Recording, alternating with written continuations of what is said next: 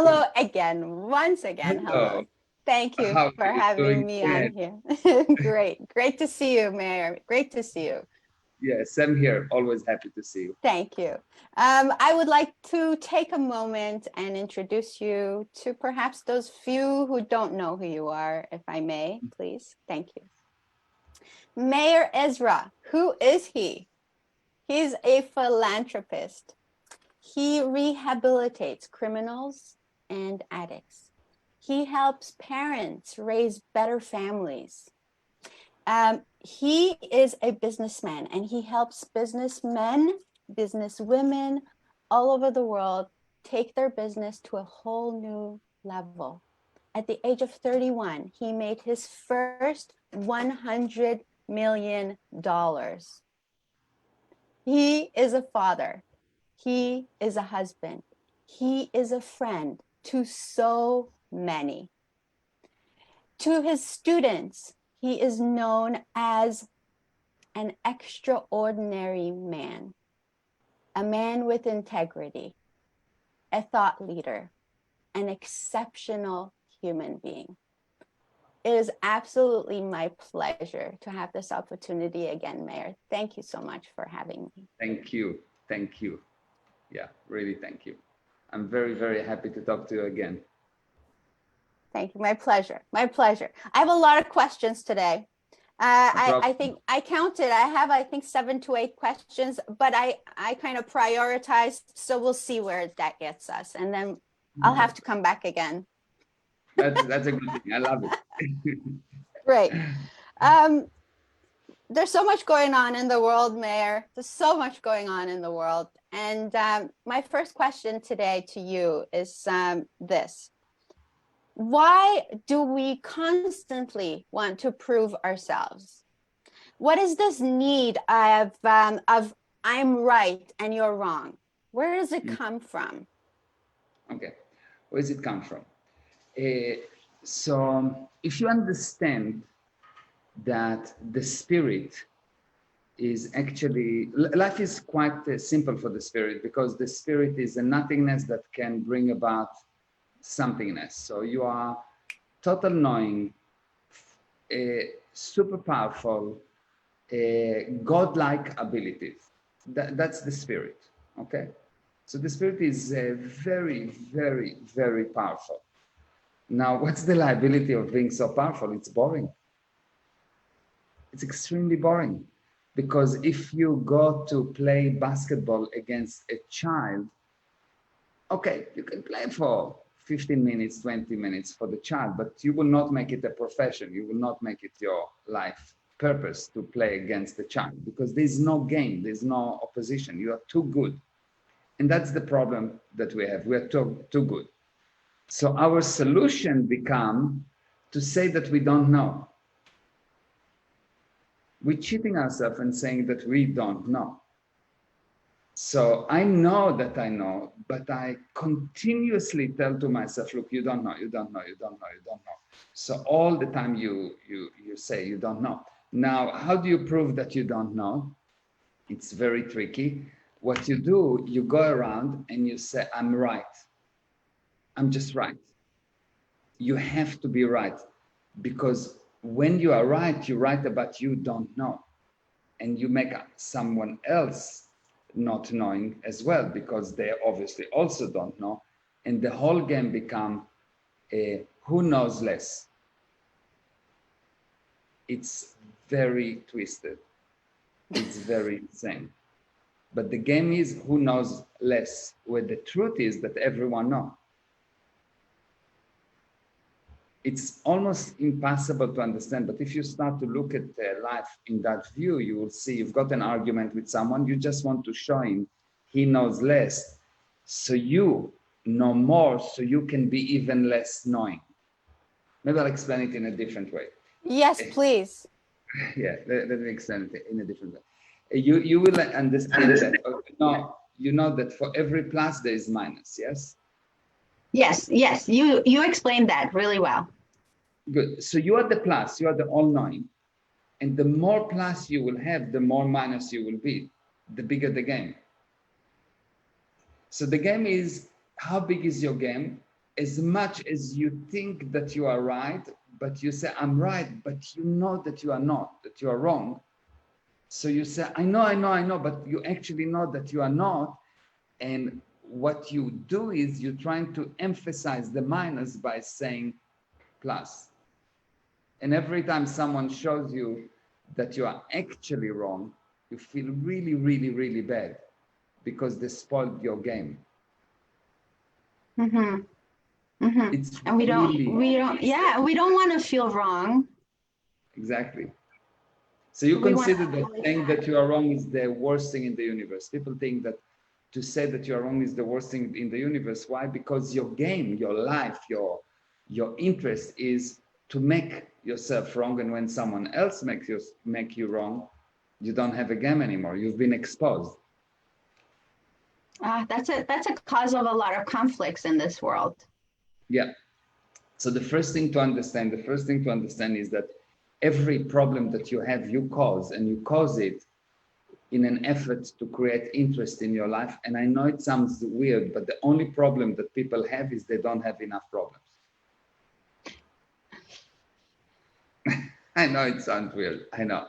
I'll prove it to you. Okay, I'll prove it to you. How do I know that you have too little problem and that you created?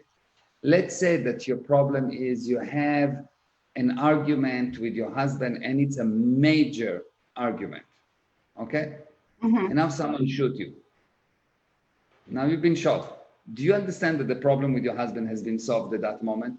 Yes. And you have a much bigger problem. Yes? Yes. Which means you created the problem. You created your problem. So the problem that you have is too little problems. Who is the people that are more successful? It's people that are willing to take more problem on. Not people that try to avoid problem.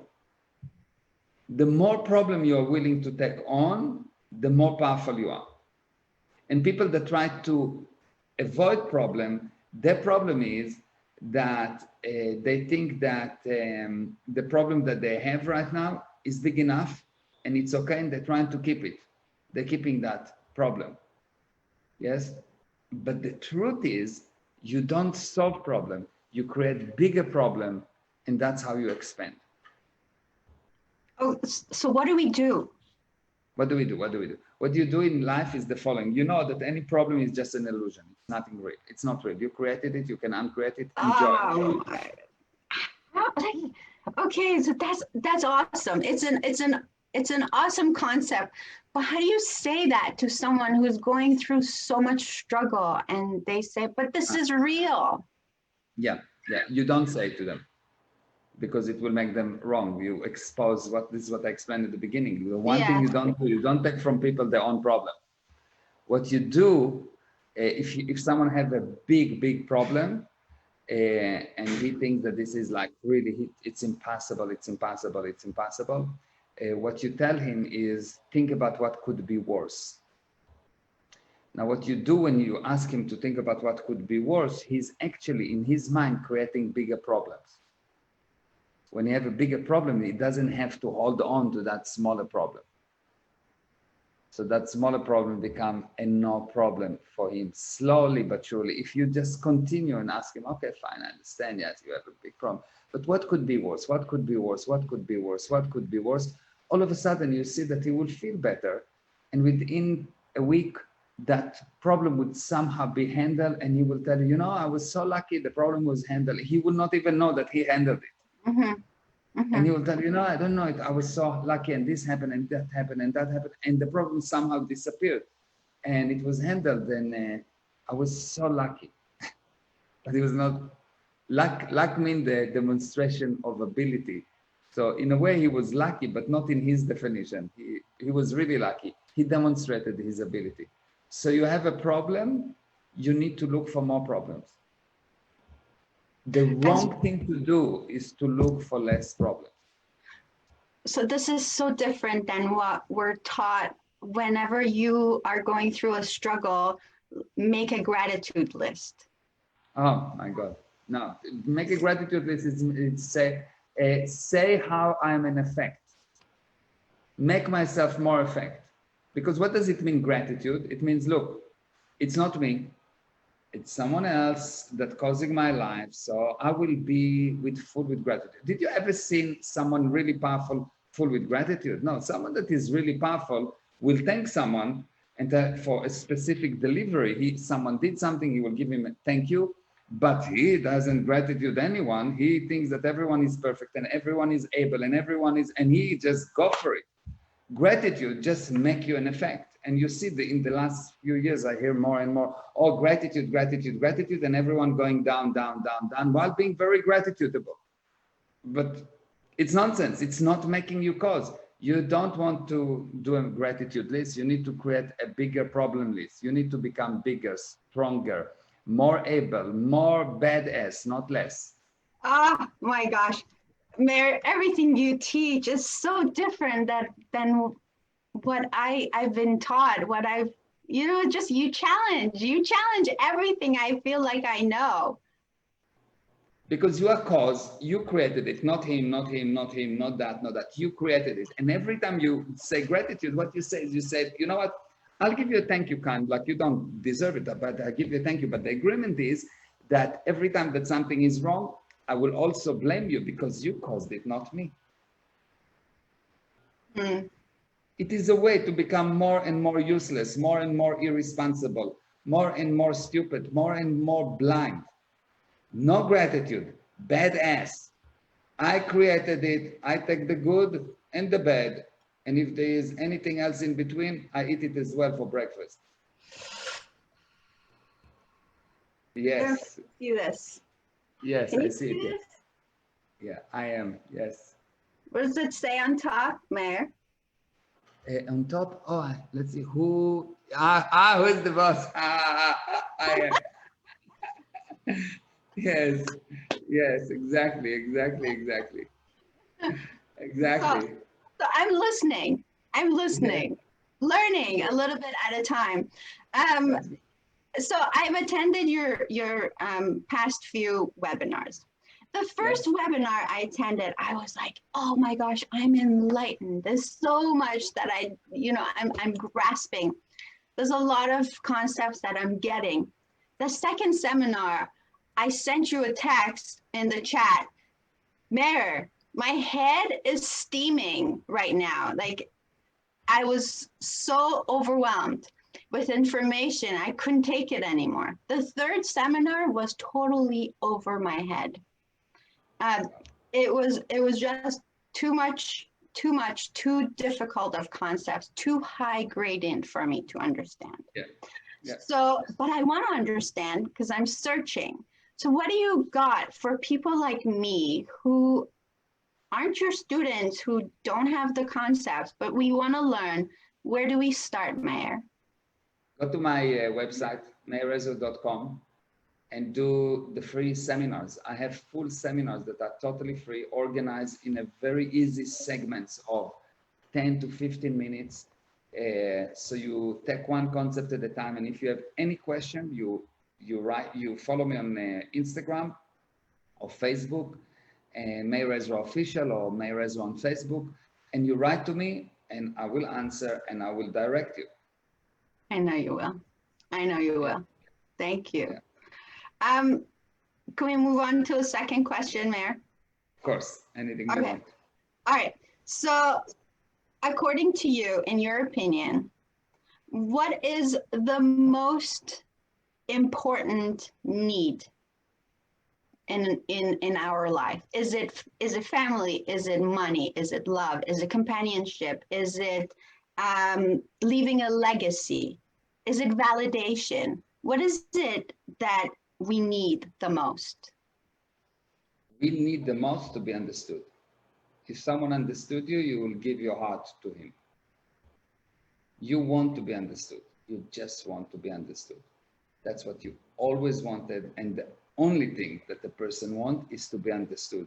If someone understands you, really understand you, but that you feel that he is like, wow, basically become you. Because understanding is a gradient scale of distance. When you fully understand something, you have to become the thing. And when someone really understands you, you love him like you love yourself, even more. And that's why love is the urge to be together for no reason at all, because love is the result of full understanding. It's a moment or a span of time of full understanding. And when you really understand why mother love her child before he born, because she understands it's part of her. And why a father become a father only at the age of 3, more or less, when the child is about 3, is because then that's when he start understanding. It's because it's less work then. Yes. You know, there was this child, and he was walking with his mom, and the child was picking up something from the floor, and the mom says, no, no, no, don't do that, because it has germs. And she explained to him this whole thing about germs. And the child looked at his mother with awe, and the child said, "Mommy, how come you know so much?" So the mother said, "You know, I went to a school for mothers, and I've learned all of these things, and I had an exam, and I passed the exam, and I became a mother." And the child was listening to that, and he didn't really understand it. He couldn't understand. After about half an hour, he said, "Oh, Mommy, I got it. I got it. I got it." So the mother said, "You got what?" So the child said, "I got it. Those people that did not pass the exam become the father, yes?" That's good. I'm going to use that.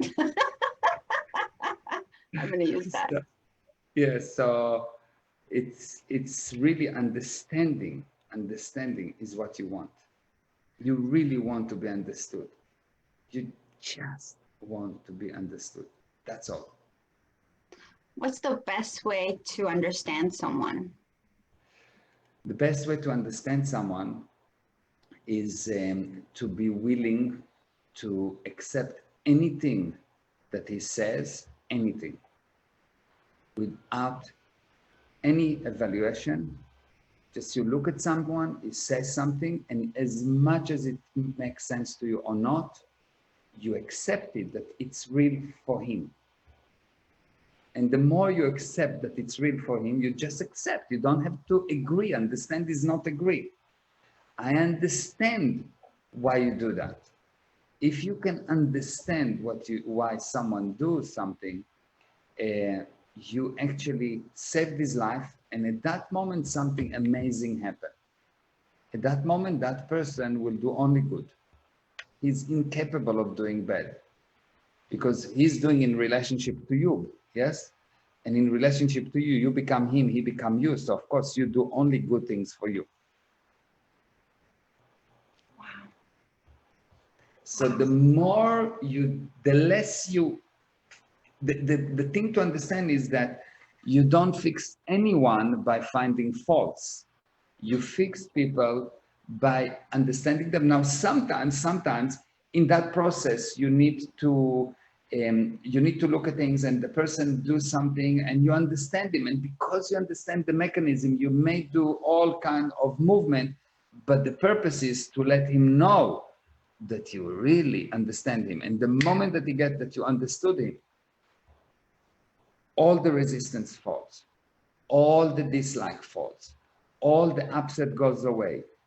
And you will see that if a person just understands that you understood him, he will give his heart to you in a heartbeat. That's how powerful it is. Let's say you love someone very much, and they are in a you can see clearly that they are hurting themselves. They have habits that are self-destructive, and you can see that. How do you approach this person? Let them know that you understand, but at the same time, tell them what you think. You don't. You just don't. Let's do an exercise, okay? Okay. Let's say that you think let's say that you're doing something really bad, okay?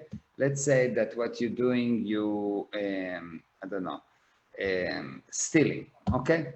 You're not doing that, but let's say just you're stealing. If I will come to you and I know that you're stealing, yes, I will come to you and I say, oh, actually, do you know what? Let's do something else, something more. Tell me about the problem that you have, some disagreement that you had with someone that did something bad to you.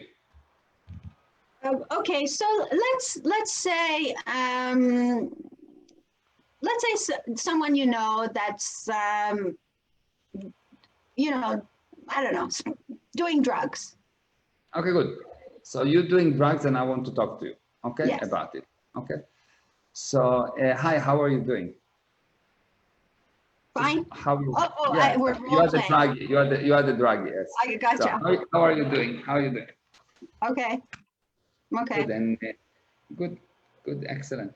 And tell me, I understand that you are looking for money to buy drugs. Is that correct? You ask me to give you money for drugs. Yeah. So what? I think it's good. I think that you really need it. I really understand that you need the money. It's obvious because the body asks for you. You need to have it. It's impossible without. Yeah. Really, So give it is to that me. correct? Is that correct? Yeah. Good, excellent. And for how long you've been doing drugs? They would say it's none of your business. Okay, and it's true. It's not of my business, but I really like you, and I care about you. So it's not of my business, but it's just that I care about you, and I want to understand exactly what's going on, so I can figure out how I can help you. But I really, really want to understand you because I care about you, because I think that you're amazing, and I really care about you. So how long you've been doing drugs? And I come back to the same question. I don't let them go away. Yes. How long you've been doing drugs? Few years. Okay, good. And how did it start? I don't know, man. You're asking too many questions. Could you just give me the money? Actually, it's true. I do ask a lot of questions. You are right. And there are too many. But I do it because I really want to understand. Because I think that I'm putting myself in your position. And I think that you're doing unbelievable job. That you somehow handling yourself. And I really admire that. So tell me, when did it start? How did it start? I can't remember. You see what I'm? Yes. Do you see what I'm doing? I always give him. I'm agreeing with him all the time, but I'm not going away from the question. I'm controlling the conversation. So how far do you see this, Meir? So what do you mean? How far will you have this conversation? At what point do you give up? I never give up.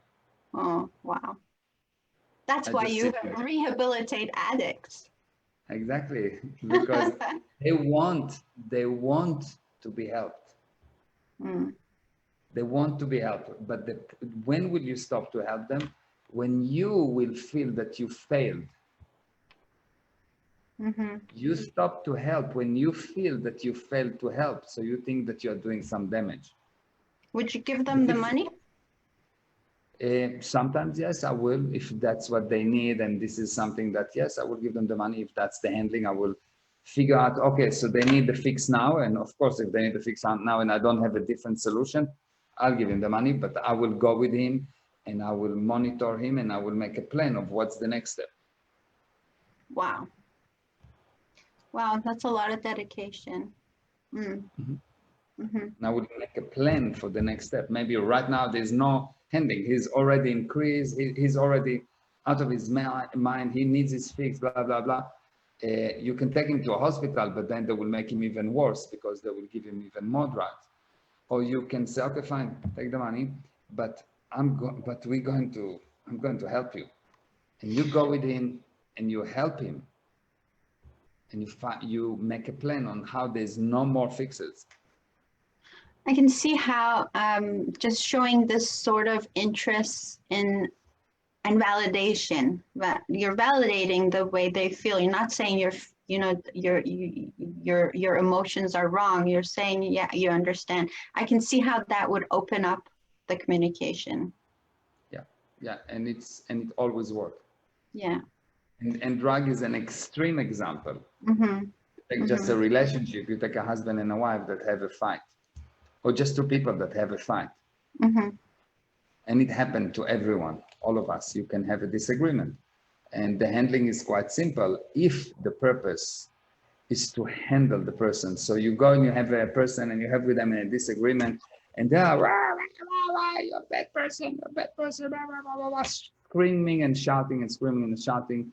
And you, first of all, let them cool down. You wait. You don't call immediately. You will want to call immediately and to talk to them immediately. No. Especially women. Let them cool down. Let them, give them 2-3 days to cool down. And sometimes you can do that if you really know what you're doing, you can do that within a few hours. Okay, so they cool down, you call them and you say, okay, so I want to talk to you, and they say, I've got nothing to talk to you. You need to apologize. Okay, I understand. I understand that I need to apologize. You don't apologize if you don't need to, yes, or if you don't feel that you should. And yes, I understand. So tell me, what should I apologize about? And he will say, well, you did that, you did that, you did that, you did that, you did that. Okay, good, very good. Thank you for telling me. What else? And you did that, and you did that, and you did that, and you. Okay, good, excellent. Tell me more. What do you mean, tell me more? Tell me more. I want to understand how bad I am. Hey, well, you are very bad. I agree. I'm very bad. Tell me more. And if you can keep that thing going, just listen, understand them, all of a sudden they will see that actually they did something really wrong. Because if someone attack you very badly, there could be a miscommunication between two people. You say something, they didn't understand, blah, blah, blah, there's an upset. Okay, no problem. But if the person go and start to attack you, you understand that the misunderstanding was because he was hiding something. And if you want to help him, you will find what it is. And at that moment, that person improved. And you saved his life. And who cares about the misunderstanding? Because you saved his life. Yes. And so much heartache can be saved with this. Yeah. Thank you for that, Meir. I have a family member very dear to me who's living with schizophrenia. What's your take on that sort of mental illness? Well, what I would do if when I have something like that, first of all, I will make sure that the guy will get off his drugs. Because the medication? Because the drugs that he takes make him worse. Because think about it, mental illness, it means that there is something spiritually that is ill. Okay? So if the spirit is ill, how come cutting pieces of the body or giving drugs or doing something to the body can affect the spirit positively? Think about it. If the spirit is sick, let's say the spirit is sick, there is an illness of the spirit, how come fixing the body will change anything with the spirit? If it was like that, then you would be able to take some kind of a blood test that will show the mental illness. You would be able to take some kind of a test of the body that will show the mental illness. But mental illness cannot be tested physically. It can only be observed by another person. Does it make sense? It makes total sense. I think the downside is that when this person wasn't on medication, things were really bad.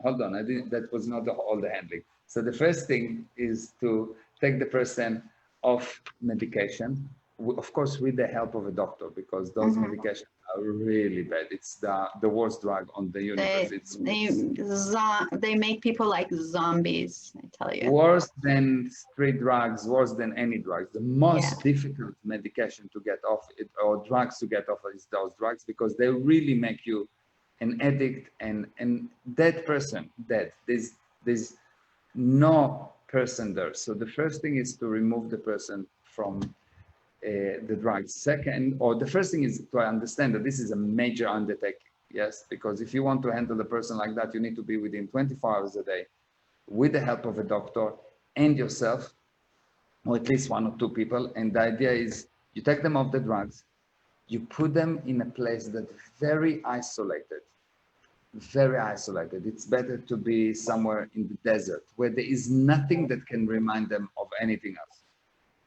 because their own environment is very re-stimulative for them. It reminds them a lot of things. So the mind starts to work automatically. So you take them to an isolation, basically, big space with nothing there. And all you do with them, you take them to very long walks, like 8 hours per day, 9, 10 hours per day, until they're exhausted. You get them to sleep, you get them to eat well. And you do that again and again and again and again, more or less 3 weeks, and the person will come back to himself. He would just become, he would just, one day he would be like, oh wow, what are we doing here? Wow, what's happening? Oh, there's mountains here.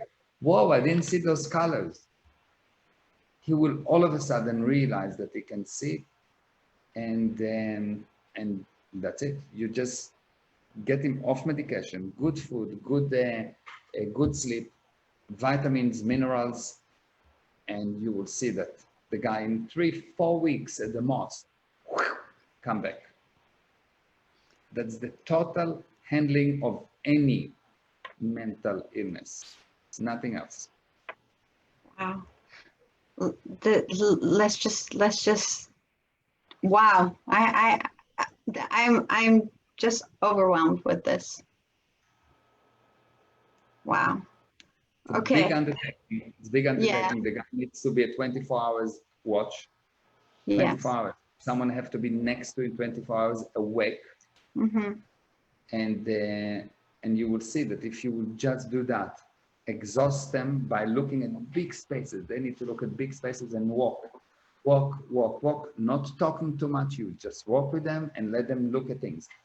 Minimize the talking, like as little, you answer anything that he asks or says, you just acknowledge. You just agree with them, agree with them, agree with them, agree with them. Oh, sorry, understand them, understand them, understand them, understand them. And when they're exhausted, you put them to sleep. They sleep, they wake up, they eat, you walk again. And that's the handling. You don't need any medication. Because what's happening, why a person is sick? Because the mind, the pictures, something turned them on. There's a movie that tell him, look, there's aliens that wants to eat you, or I don't know, the FBI is behind you, or there's an assassin that want to kill you.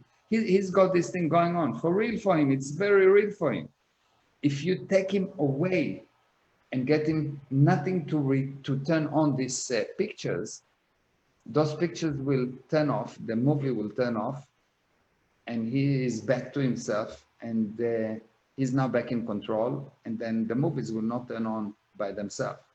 Of course, you can do all kind of other things in between that I can show you to help you with that, but the key is you need to get them to a place where the mind do not turn on. So the movies do not turn on. And the movies in our life turn on because of the environment. Yes. They don't turn on by themselves. Yes. Wow, thank you. Thank you for that. I feel like mental illness is rampant in our society. And I feel like especially right now, people are dealing with a lot of anxiety. People are afraid of the future. They're uncertain. So what's your suggestion?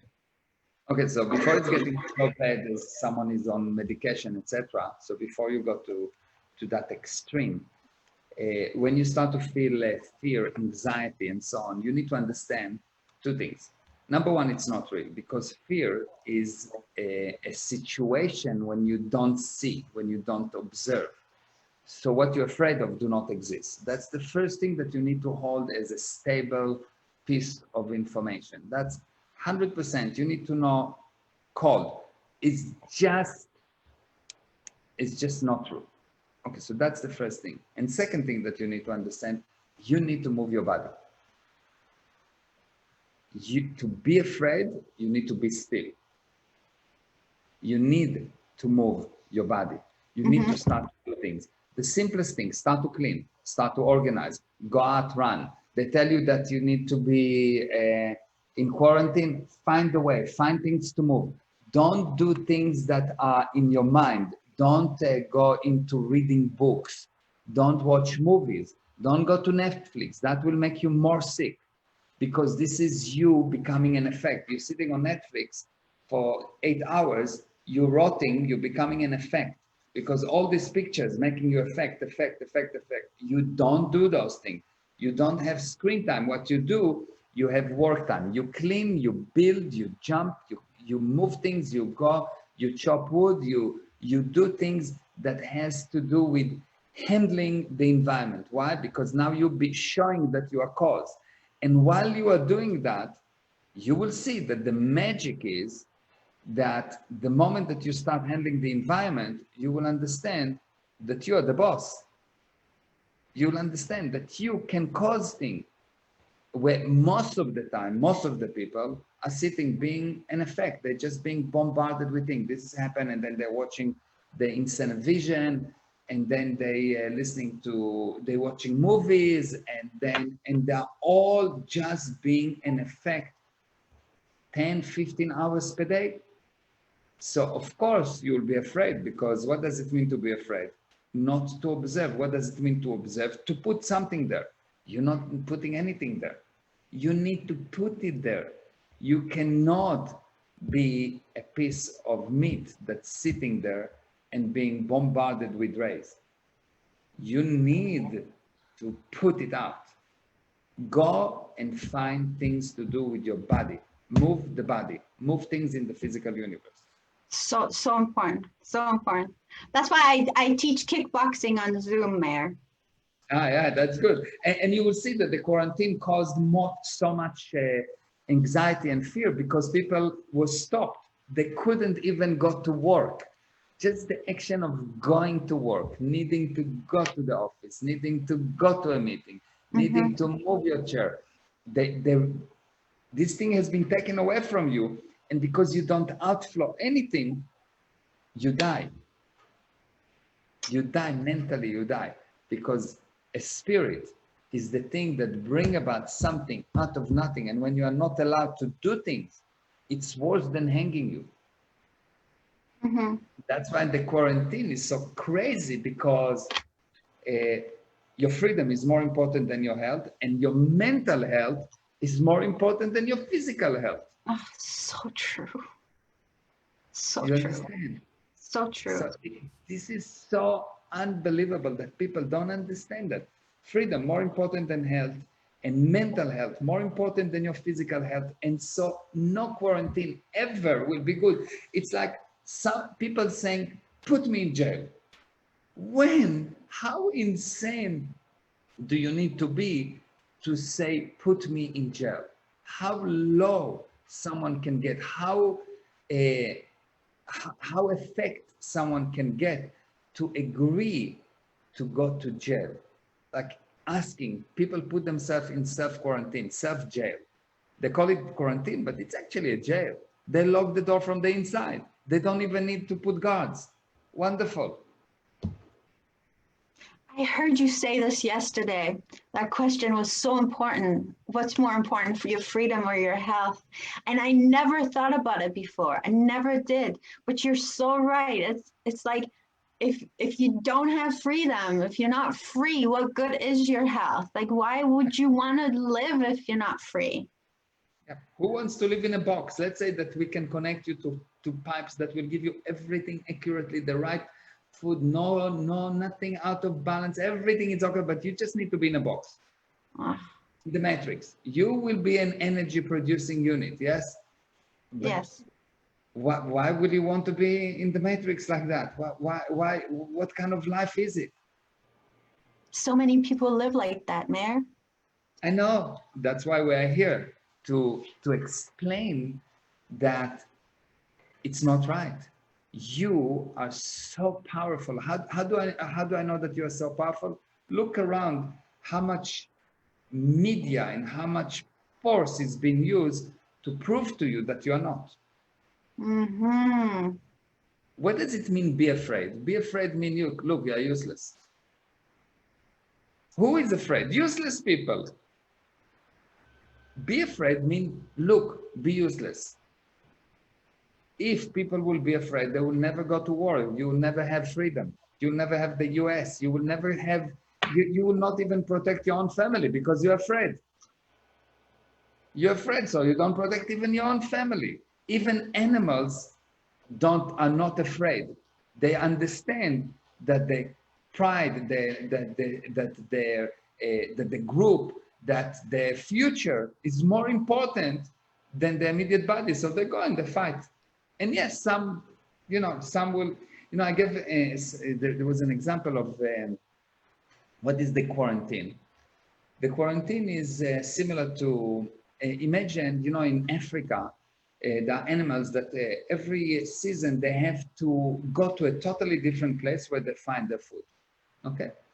In the process, they need to cross rivers, and those rivers have lots of alligators.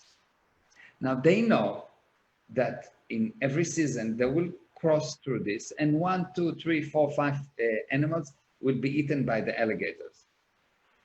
But they know that that's part of life, this thing is part of life. Then one government person come from the World Health Organization that really care about those animals, and put a fence, they put a quarantine in front of the river to make sure that they don't cross, so they will not be eaten by the alligators. Do you understand how insane it will be? Yes. Yeah. That's what quarantine is. That's what quarantine is. It's insane. It's insane. So, Mayor, what is your suggestion? My suggestion, Yeah, because my you always suggestion, talk about abide by the law of the land, like, abide by the law of the land. But speak up your mind. I tell them you disagree. yeah, I tell you, if everyone will just say, you don't break the law, you just say, I don't agree with that. I abide by the law, but I don't agree with the law. I know, it's fine. This is the law. I want the law. But I do not agree. And if me and you and everyone else will say just a hashtag, I don't agree. I don't agree. I don't agree. I don't agree with the quarantine. I don't agree with forcing me to put mask. It is the mask lie is like the mask lie. They're trying to hide the lie with masking it. It is just unbelievable. The lie is that there's no problem. So now when the opening, they need to make it looks bad. So like there was something. So they tell you put mask. Well, think about it. What does it mean to put mask? You don't need to be a scientist to understand that you breathe in good air, oxygen, and you take out CO2 and other bad air. You don't even need to know what. You take in good air and you put out bad air. That's normal thing. Now come some politician that he is better than God. He knows better than God how the body needs to work. And he says, you know what, from now on, breathe your own breath for as long as you're at work. For 8 hours per day, breathe CO2. So basically he says, look, God was mistaken. He didn't design us so well because the actual design was supposed to be that we take 90% of the air that we breathe out, we should recycle it. God was not clever enough. I'm the politician, I am. So you have to put a mask. What? You're going to poison everyone with the mask that don't help anything. Where's the good and bad? What are you trying to do? The mask will never stop the anything. Yes, it's not going to stop the disease because it's in the surface, because you touch it, because you cannot, and because people taking it on, off, and because people touching themselves. It's not going to help, nothing, but it looks good. It looks like there's a problem. And we are all about politicians, is all about how it looks. So the politicians that consider that they know how to design bodies better than God tell us, let's do a redesign. Let's do a redesign for the body because, you know, God is not so smart. That's what they say. And if you understand that, if you are religious, basically, if you are religious, you would not agree to that because they say God is wrong. That's what they say. God is wrong. God was totally wrong all those years. He didn't know how to handle. He created the viruses, but he didn't know how to handle them. So what he says, God was wrong. So let's be more clever than God and let's stop breathing. So what if you're not religious? What would you just believe? the same thing, just use your head. Religious people not. For religious people, there's just another reason. But if you are not religious people, just look for yourself. Forget about everything. Look for yourself. Does it make sense to you to breathe CO2, to breathe dirty air, to breathe poison into your system all day long when you're at work? Does it make sense to you? If it makes sense to you, do that. Yeah. I think that the majority of the people don't need a degree from MIT to understand that that's probably not such a good engineering solution. It all comes down to, I think, personal responsibility. And Just have a look. Does it make sense? Yes, Does it make sense? Yes, does it make sense? Does it make sense to you, or it doesn't make sense to you? Yeah. And why people do that? Why people buy this lie? Because they're afraid. So they don't look. Because when you're afraid, you don't look. And our job is to just tell you not what to do. Just I ask you to look.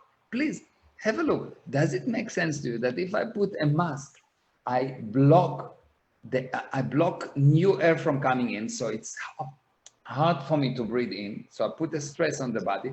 I breathe in a bad air. I make my body sick. When I make my body sick, I become more susceptible to become sick from COVID or any other diseases. So basically, I'm making myself into a more fruitful place for diseases to live in, because I become weak. My immune system become weak. I become weak, and it is the stupidity by the power of 20. I cannot even call it stupidity because it is a compliment to say that it's stupid. Do you understand? It's worse than stupid. It doesn't help anyone. Even the World Health Organization said that the masks do not help. But politicians are better than God. They know how to redesign the body. And your job is to make people think. Yeah, just to have a look. Just have a look. Observe. That's I'm not all telling we you can what's do. right and what's wrong. Mhm. Have a look. Observe. You breathe in oxygen. You're supposed to dispose of the bad stuff that's coming out. And I tell you, I have a good idea. From now on, what we'll do, you'll breathe less oxygen because I will block the flow in. What you will breathe in is all the bad stuff that you take out, you breathe in. You don't need to be a genius. Mhm. You don't need to be a genius. You don't need to be anything. You just need to look, and you will realize that the lie of the mask is there to mask the lie of the COVID. Ah! That should be in quotations right Exactly. there. Right there. Maybe I'll make one of these with that and say. Exactly. Meir, can we acknowledge some people who are watching, please? Yes, of course. So who do we see? We see Facebook user, which I don't actually know who it is, but he said that's funny and so on. Then I see Avi Budara. which is a friend from Israel, very, very talented musician, Ooh. a very talented person, and his daughter is like unbelievably good and unbelievable singer, and he's got a wonderful family. He's quite amazing. Lisa Phillips, I don't know if you know Lisa, yes? She's the author of The Artistic Age. And No. yeah, very, very unbelievable, powerful, amazing lady. Anton is a friend that I know from many years ago when I just started a very small company that I sold later on before I've done the big company. And then I see Ashisha, and I'm not sure if you know her or not. And she's saying, great session. Wow, you are live in Periscope too. Great. Yes, we are live in Periscope too. And that's the people that I see. I don't see the people on Instagram, but I know that there are people on Instagram. So if you're on Instagram, you can find the link for my next free webinar in my bio. And if you're on Facebook or on Periscope or YouTube, go to www.meirezra.com/yoga. And I have a free lesson on Sunday, 3 p.m. Eastern Standard Time. And it is 9 p.m. South Africa time, 10 p.m. Europe. Yeah. Get ready for your mind being blown. That is what you're gonna get. That is what you're gonna get. Do you mind if I name a few names? Of course, go for it. Ali, thank you. Henrik is watching. Soheila, Navid, Robert J. Moore, great coach. Edna, Saber, Greg, Ahmed Shah. That's my inside information. Reinforcement when I need Meir Ezra explanation. He's really good. He's really good. I like him a lot. He's actually a very, very good coach. Very good coach. And he has, yeah, if you have a chance to check him or to check his Facebook pages and Instagram, he is really, really smart and good and amazing human being. Very good heart. Unbelievable human being. I agree. More important, he's very good coach and everything. But just talking to him, you will see that things will be good for you because he's just nice. And he's generous with his information, right? Yes. And he speaks very highly of you, Meir. And I think you have an interview with him later on this afternoon. Lots of people, Shaheen, Glenn, Lynn, Annie, Paul. Thank you so much, Paula. Paula is a great friend. She's actually sent us a comment. Paula says, you cannot fix the spirit with medical drugs. That's why they end up on meds for the rest of their life. Exactly. Very smart. Yeah. Yes. Also, again, by the way, that's the same thing. Just common sense. You don't need to be a doctor. If you understand, if you know that you are not your body, that's it. End of story. Medication do not fix the body. That's the spirit is fixing the body. Lots of people agree with you, Meir, on the fact that the mask is the mask to lie, to mask the lies, right? Yes, thank you so much.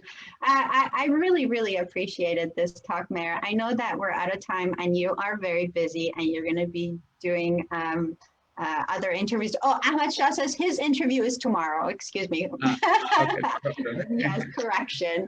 I want to thank you again for this opportunity. Please have me on again so that we can continue. Anytime you want. You're so wonderful and beautiful and smart and everything. Like really, it's really nice to talk to you. You are very special.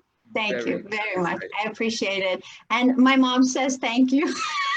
Yes. You know what? Next time she should be with us on the interview. Yes, she should be. Organize. Yes.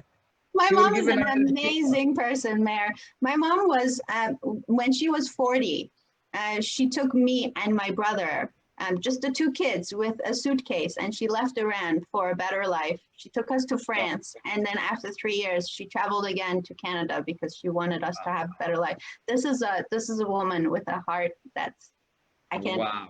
Yeah, very courageous. So how about if we do an interview together? You and That sounds her. wonderful. Yes, Yeah, thank I you. really like that because she have to be a powerful person to do all of that and to change and to move country and wow, and alone. And She alone. has to be Yes. very, very, very special. I would love to talk to her. So if you Thank can you. organize it, it will be I an will. honor. And she won't sneak around. That's the funniest thing ever. We got a good laugh. That was cute. That was really cute. Thank You you. can see that at any age, at any age, you're still a child. Everyone is still a child. Thank you. Okay, so for anyone else who's been watching, thank you. This has been Dela's Voice with Meir Ezra, hoping to spark your soul. Thank you, Meir. Thank you. Thank you very much. Bye-bye. Bye.